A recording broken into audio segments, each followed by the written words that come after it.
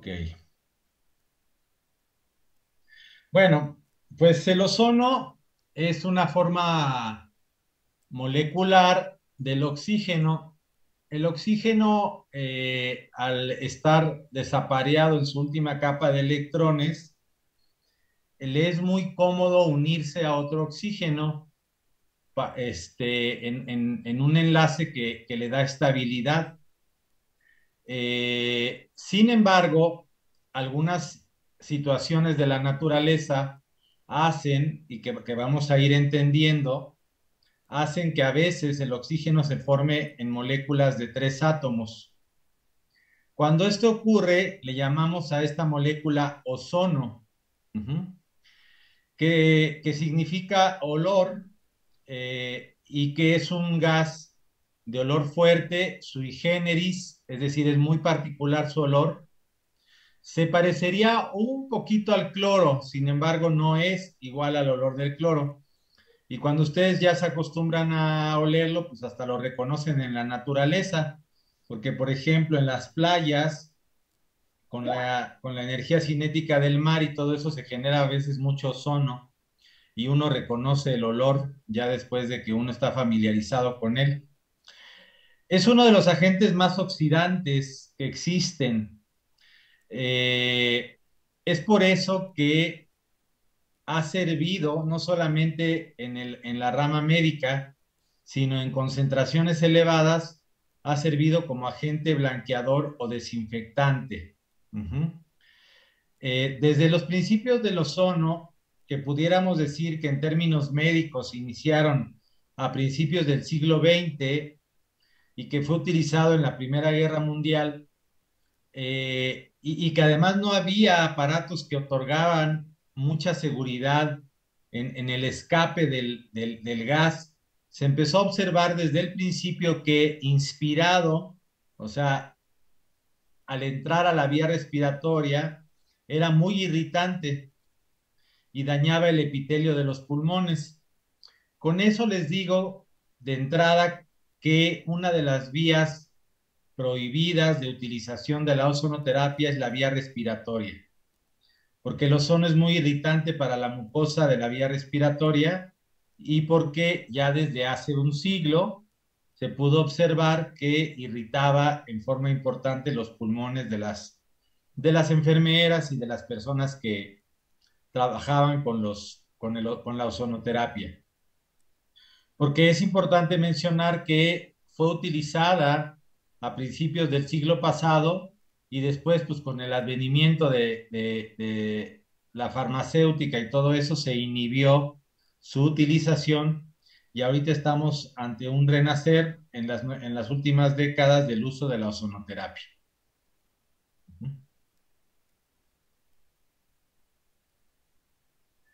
Entonces, el ozono se forma a través de energía. ¿Cómo es esto? El ozono, el oxígeno, como les comento, pues está en una forma molecular de O2, es decir, dos átomos de oxígeno unidos. Y para que podamos romper ese enlace requerimos energía. Y lo que ocurre es que vamos a formar eh, lo que llaman oxígeno en status nascendi o oxígeno ionizado cuando aplicamos una energía que lo separe. También, cuando ya está en forma de ozono, tiene una alta tendencia a separarse y a oxidar todo aquello con lo que esté en contacto. Entonces tienen que entender que el ozono, al ser un agente tremendamente oxidante, va a oxidar prácticamente todo tipo de molécula orgánica con la que se encuentre. Eh, Va a oxidar proteínas, va a oxidar aminoácidos, etcétera, etcétera. Aunque lo que más nos interesa es el efecto que tienen los lípidos del cuerpo o en los lípidos de los aceites vegetales cuando preparamos ozono o aceite ozonizado. Pero todo eso lo van a ir entendiendo poco a poco. Si ustedes convirtieran el ozono en un estado líquido, bajando su temperatura, encontrarían que tiene un color azul oscuro. Este, Sin embargo, pues en estado gaseoso no se puede percibir ese olor. E inclusive algunos pacientes dicen, ¿y qué me va a meter aire o qué? ¿No? Yo lo que hago normalmente es hacerles oler un poquito de lo que tiene la jeringa para que se den cuenta que no es aire, que eso es un gas de otra naturaleza, ¿sí? Eh, Esto me importa mucho que se entienda y básicamente el ozono está en una continua formación y destrucción en la naturaleza.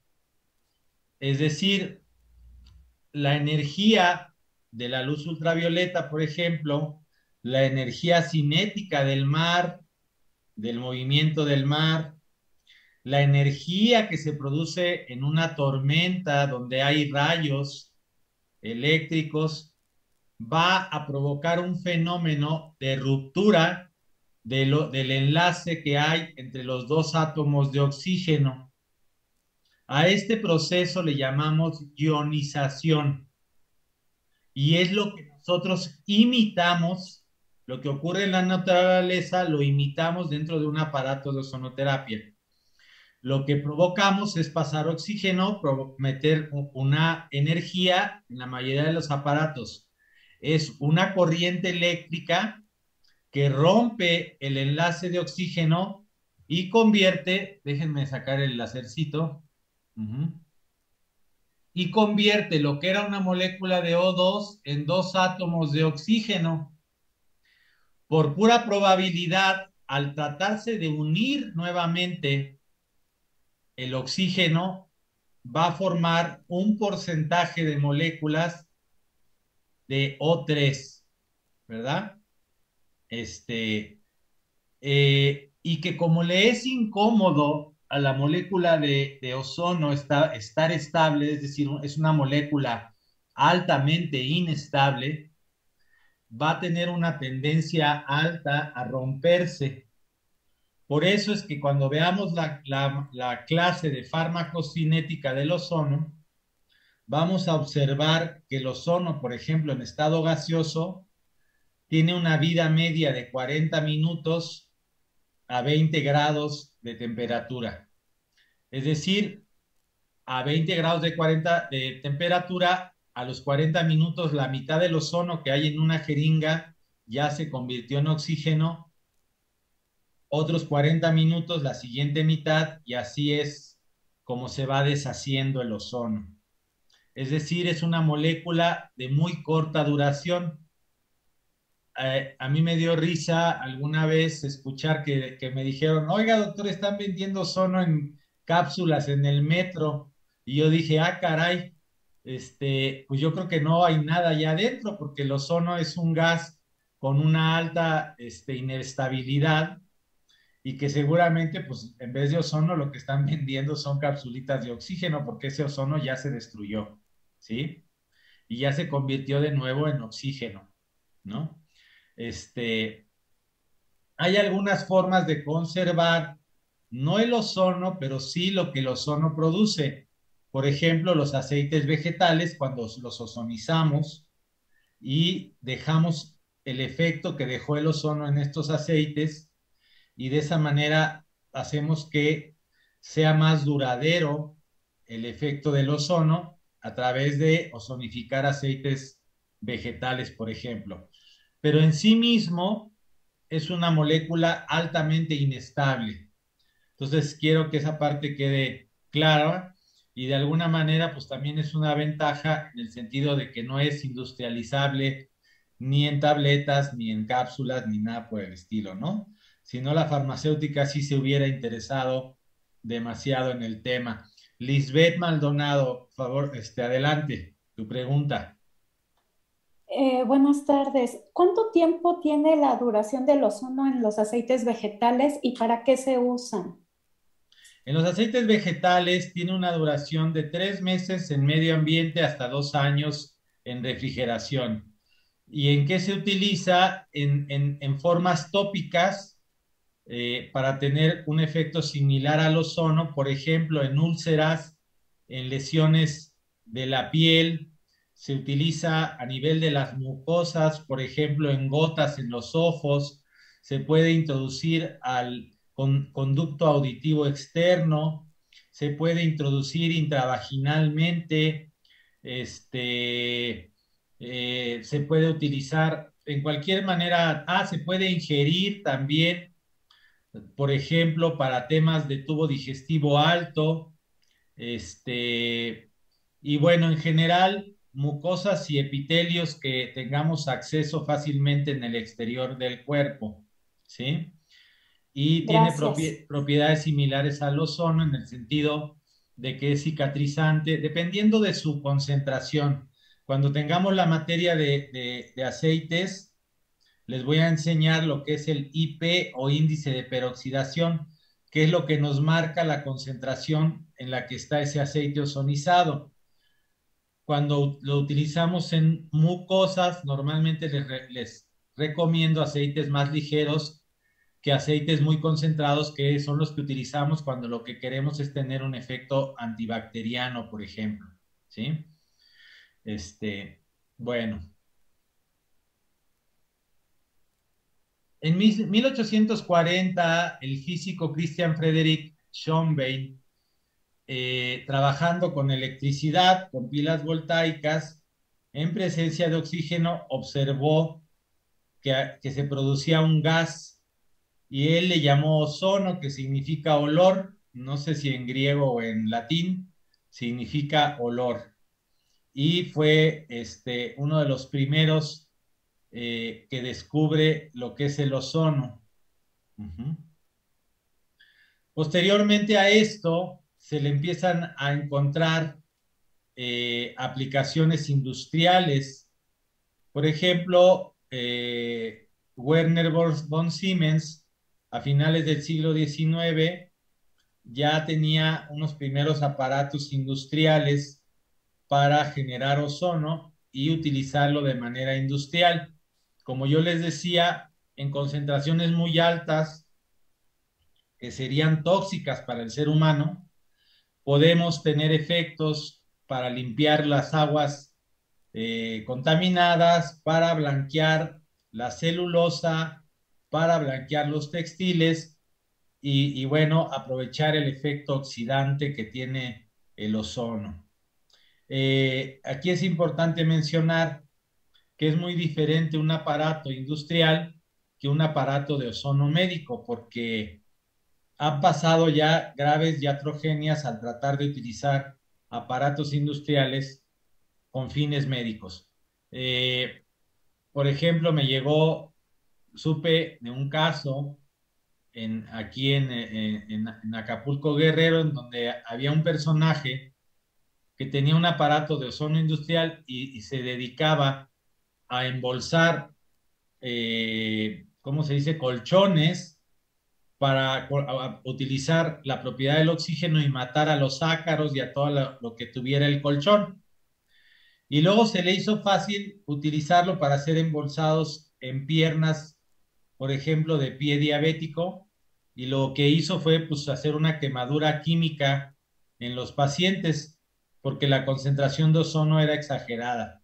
Entonces, estos aparatos industriales pues no pueden ser utilizados de manera médica. Uh-huh. Hansler, a principios del siglo XX, desarrolla el primer equipo de ozono médico. Uh-huh.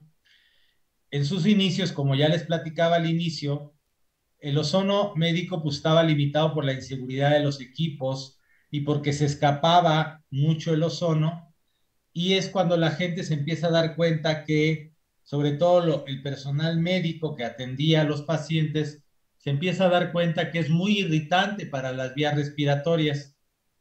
Inclusive algunas enfermeras pues, se dañaban los pulmones y todo esto, y se empezó a descubrir que el ozono por vía respiratoria pues no era una vía adecuada de utilización. El doctor Peer dio los primeros reportes de uso de ozono medicinal humano en un congreso de la Sociedad de Cirujanos de Berlín y se intituló El efecto del ozono en tratamiento de miembros infectados. Y fue el primero en utilizar una de las vías que hoy en día están proscritas del ozono, que es el ozono directamente en la vena. Entonces, a pesar de que en sus inicios la ozonoterapia haya sido utilizada a través de aplicarla directamente en la vena, y que hay personas que todavía enseñen este tipo de técnicas, está absolutamente proscrita para la mayoría de los autores porque pone en riesgo la vida de los pacientes, porque al inyectar un bolo de gas en la vena corremos el riesgo de generar una tromboembolia gaseosa, porque esa bola de gas puede irse a incrustar a un pulmón y generar un momento en donde hay isquemia pulmonar y generar una tromboembolia de tipo gaseosa y un severo problema en sus pacientes. Entonces, segunda vía prohibida de utilización del ozono es la vía gaseosa directa en la vena. Cuando hubo la epidemia del ébola, salieron algunos videos de médicos africanos que aplicaban directamente el ozono en las venas. Solamente que había una peculiaridad, lo aplicaban de una manera tan lenta, que el ozono se iba mezclando con la sangre. Esto tiene que ver pues con la situación económica en la que estaban viviendo y que no podían tener el equipo de lo que llamamos autohemoterapia mayor. Pero la pasaba, yo llegué a ver alguno de estos videos y pasaba el gas muy, pero muy lentamente. Eh, y bueno, en general, más de 10 mililitros de gas en una vena ya pueden producir dolor precordial. Imagínense ustedes pasarles una jeringa de 60 mililitros, pues podemos poner en riesgo la vida del paciente. Entonces, mucho cuidado con esta vía. En general, es una vía proscrita para la mayoría de los autores. Pero obviamente está en la historia del uso de la ozonoterapia. El doctor Oborn, en 1936, fue el primero en proponer el uso del ozono por vía rectal para el tratamiento de colitis crónica y de fístulas. La vía rectal es una vía maravillosa, sobre todo cuando estamos hablando de problemas a nivel colónico. Y también a veces yo digo que es muy buena cuando estamos hablando de problemas a nivel hepático. Y esto pues tiene su explicación en que recuerden ustedes que todo el sistema venoso que recoge la sangre de los intestinos va a dar a lo que llamamos la vena porta. La vena porta entra directamente al hígado. Entonces, a pesar de que se considera una vía local, digamos, una vía desde el principio, cuando Oborn la desarrolló, una vía que pretende tener un efecto local a nivel colónico, se ha convertido hoy en día en una de las vías que llamamos sistémicas del ozono, porque algunos de los efectos sistémicos del ozono, como los produce la llamada autohemoterapia mayor, se pueden observar con la vía rectal. En el caso de los cubanos, debido al tema económico y al tema de falta de equipo, utilizan mucho la vía rectal y han publicado muchos artículos en relación a la vía rectal como una vía sistémica. Sin embargo, yo soy de los que piensa, y bueno, en Europa en general no se considera la vía rectal una vía sistémica, sí en Latinoamérica por el tema de los recursos, pero en la medida en que podamos utilizar la vía de la autohemoterapia mayor, es mucho mejor que utilizar la vía rectal para temas sistémicos. Cuando yo estoy frente a un paciente que su problema está a nivel del colon, o como repito, del hígado, utilizo la vía rectal como una vía idónea para tratar estos padecimientos. Recientemente hemos tenido mucho éxito con un paciente que tenía una enfermedad inflamatoria del colon que se llama CUSI o Crohn, que es otro, lo que pasa es que era un paciente que no se definía si era CUSI o Crohn, eh, pero la cosa es que el ozono por vía rectal tuvo mucho éxito para disminuir las úlceras que tenía a nivel colónico. No se diga para el síndrome de intestino irritable, es maravilloso, y para algunas otras afecciones a nivel colónico. Posteriormente, en la historia de la ozonoterapia se empezaron a intentar formas de ozonificar la sangre y se inventaron aparatos en donde el ozono lo exponían a oxígeno y a luz ultravioleta y luego se lo reinfundían al paciente. Hoy en día prácticamente este tipo de aproximaciones ya no se utiliza. Wolf desarrolla lo que llamamos autohemoterapia, que es hoy en día una de las técnicas más utilizadas, y es la extracción de sangre. Inmediatamente es mezclada con ozono y con anticoagulante en el caso de la automoterapia mayor. En el caso de la menor, si la hacemos rápidamente no requerimos el anticoagulante, pero en el caso de la mayor sacamos mayores cantidades de sangre, la mezclamos con un anticoagulante para que no se coagule, la mezclamos con ozono y después se vuelve a regresar por la vía venosa al paciente.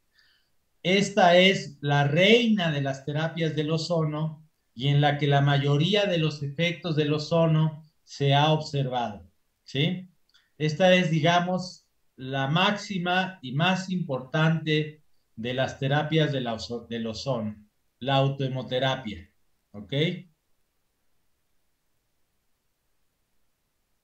Bueno, ya les hablé sobre las propiedades industriales del ozono, porque es altamente bactericida, fungicida, purificación de aguas en alberca, baños, aguas recicladas, ajá, por sus propiedades altamente oxidantes, como blanqueador en la industria textil y de la celulosa, tratamientos de agua, como finalización de procesos de la industria alimenticia o farmacéutica, por ejemplo, un vino que al final le pones ozono, pues deja limpio, digamos, la parte final del frasco, un alimento, y como se va a convertir en oxígeno, pues limpió, se cerró al vacío y bueno, termina siendo oxígeno y sirve en la industria, ¿no? Uh-huh.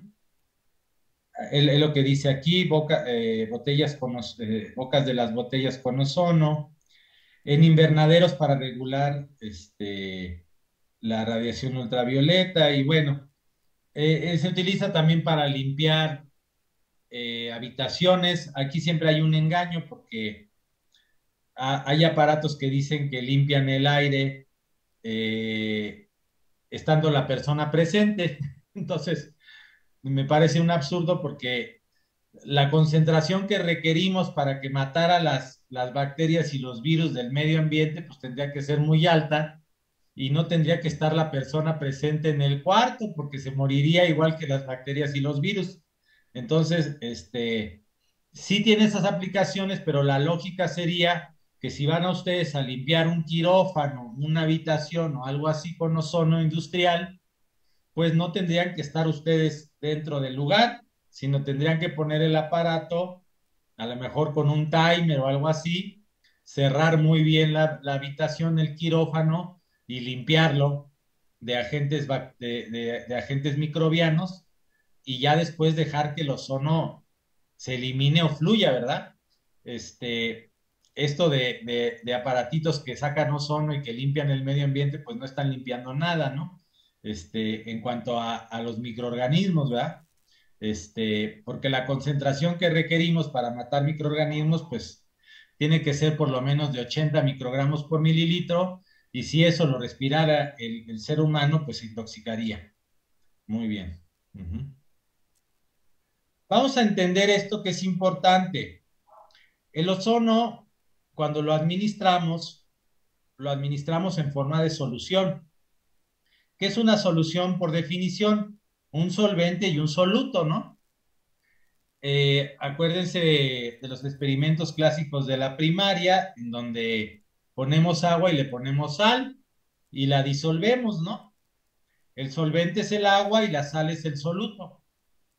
En el caso del ozono médico, lo que tenemos, lo que sale del aparato, es una solución en la cual el solvente es el oxígeno y el soluto es el ozono. Por eso es que siempre cuando hablamos de concentración, hablamos de microgramos sobre mililitro. Microgramos es una medida de masa y mililitro es una medida de volumen.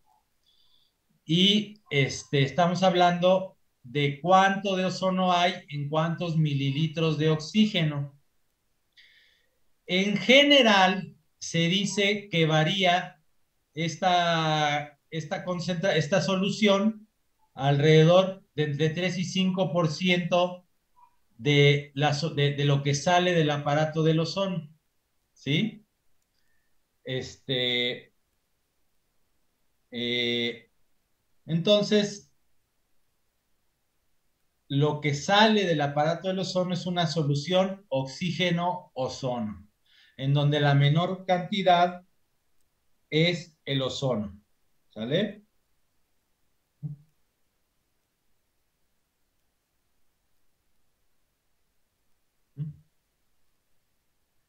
Es muy importante, déjenme escribir una cosita aquí.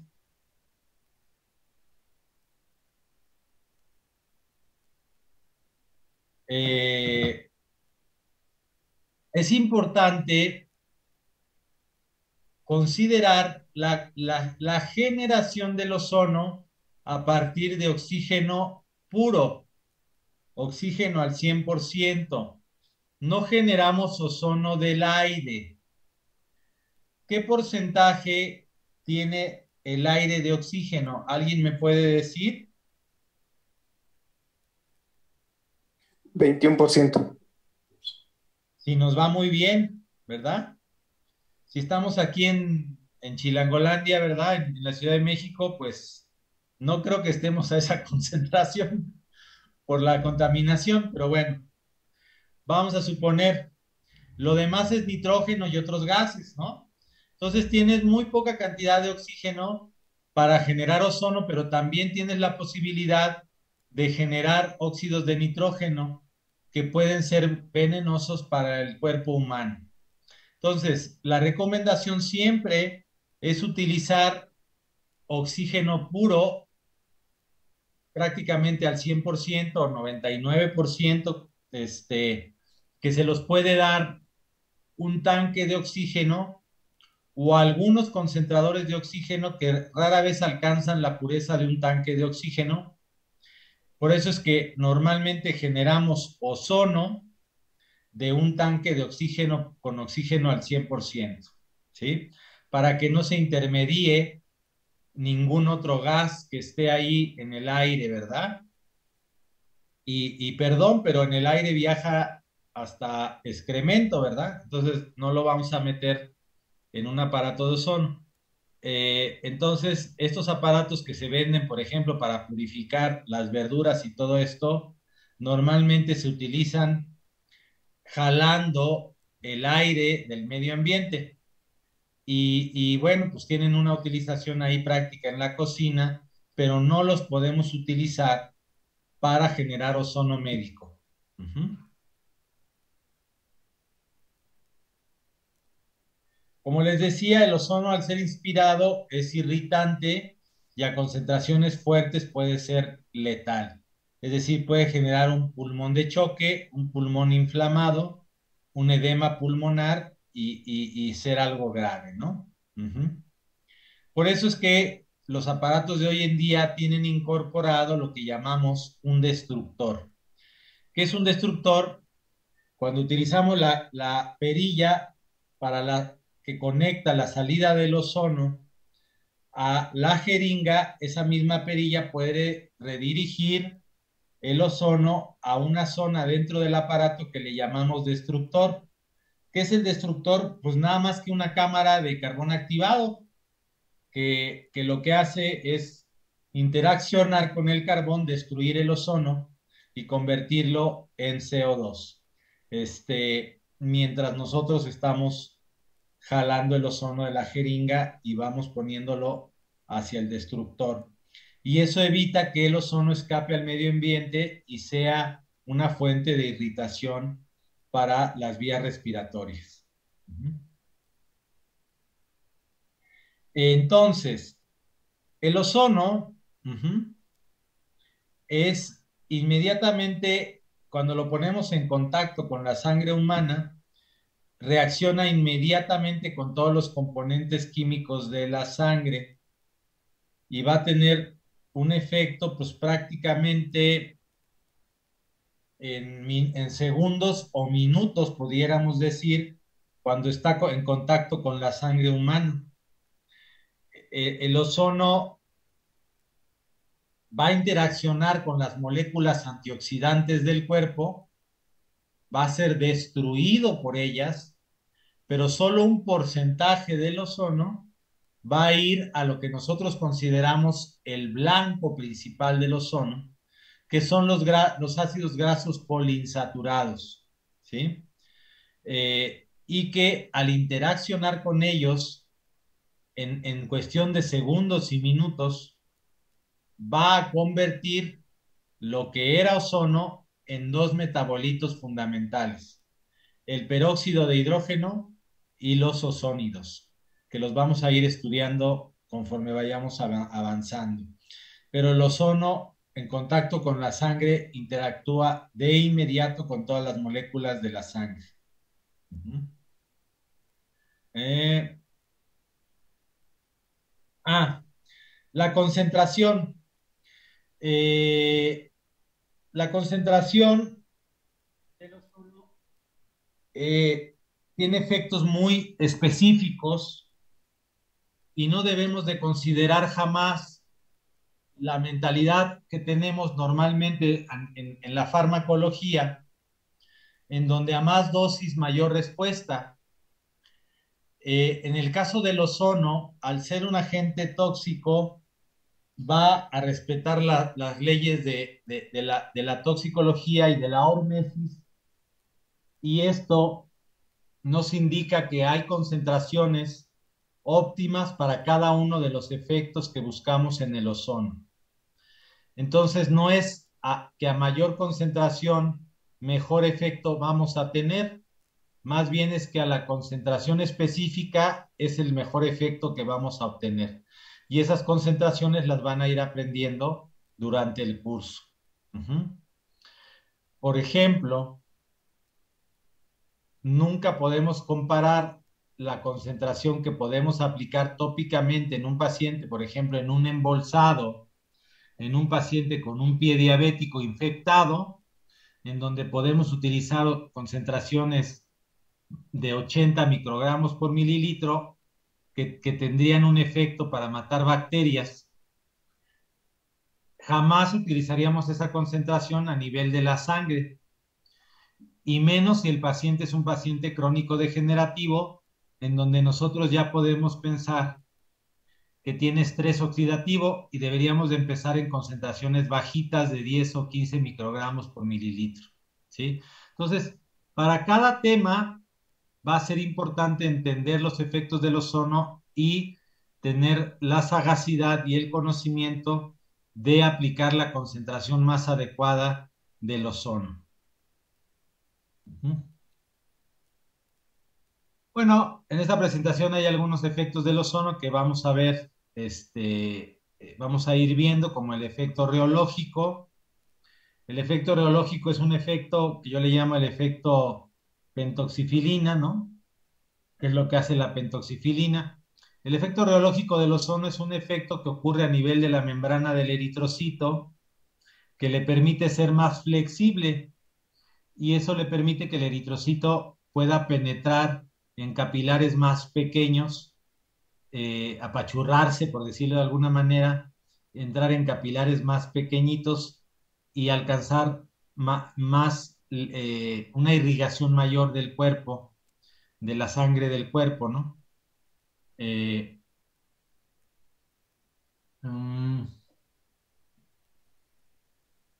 bueno, esto tiene que ver con la activación dentro del metabolismo eritrocitario, de la producción del 2,3-difosfoglicerato, que tiene ciertos efectos a nivel del eritrocito. Uh-huh. Mm, y bueno, el ozono tiene un efecto muy interesante a nivel de la hemoglobina eh, y cambia la estructura de la hemoglobina y la hace más proclive a liberar oxígeno, de tal manera que entre el oxígeno que está entrando en la sangre y el efecto que ocurre a nivel de la hemoglobina que está dentro de los eritrocitos, aumenta la concentración de oxígeno en sangre, lo cual podemos verificar a nivel de una gasometría observando un aumento de presión parcial de oxígeno. También lo hemos observado a nivel de la saturación de oxígeno con un oxímetro, en donde inmediatamente después de una mayor hay un aumento de la saturación de oxígeno a nivel de la sangre. ¿Sí? Um, bueno, este es el efecto bactericida-fungicida que tenemos con el ozono. El ozono, pues, con su capacidad antioxidante, perdón, tan potente, pues mata en ciertas concentraciones lo que sea, este, y puede utilizarse en ese sentido, en forma tópica, sobre todo para matar microorganismos. Ujú.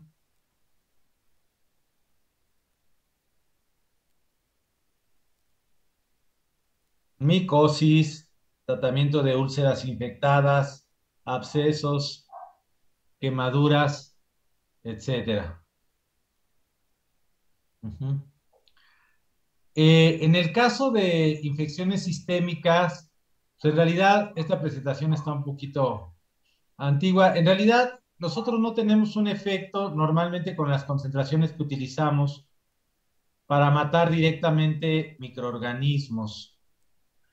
Eh, lo que hace el ozono a nivel sistémico es un incremento en la actividad del sistema inmune tanto en su rama inespecífica como en su rama específica, es decir, tanto a nivel de los neutrófilos, macrófagos, etcétera, polimorfonucleares, pero también a nivel de los linfocitos y de la producción de citoquinas. Entonces tenemos un aumento de la actividad del sistema inmune que nos permite vencer infecciones que tenga el paciente en ese momento. Uh-huh. El ozono tiene un tema y una de las contraindicaciones son aquellos pacientes que tengan